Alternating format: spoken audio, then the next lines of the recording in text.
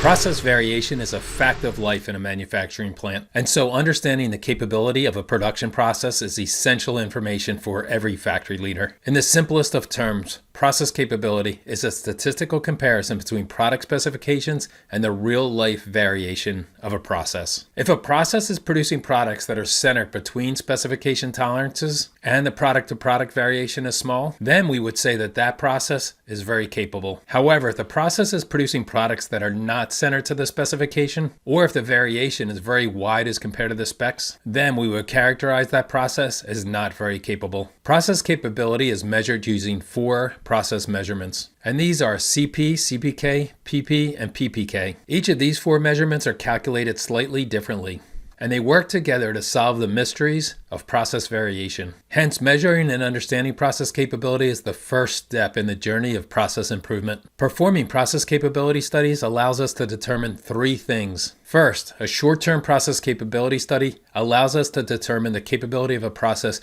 under ideal conditions. And measuring the process capability under ideal conditions helps us to establish the process entitlement. In other words, as it relates to our process, we want to learn how good can be. Second, a long-term process capability study will tell us how a process is actually performing over a period of time. This study will include all the typical process changes, including raw material lots, room temperature fluctuations, machine wear, and operator adjustments. With a long-term process capability study, input variables that cause variation are included, and because of this, the variation will result in reduced process capability as compared to the short-term study. Third, a process capability study can provide us with data that can be used as a launching pad for continuous improvement activities. You see, when we compare our process as measured under ideal conditions to that of normal operating conditions, we can then highlight this gap and consider it to be process opportunity. The concept is that if we can do something once under ideal conditions, then why can't we do it again and again over a long period of time? We can build our continuous improvement roadmap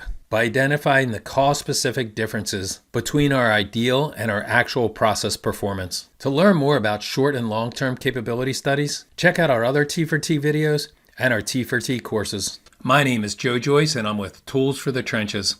If you work in manufacturing, then visit us, follow us, and subscribe to thrive.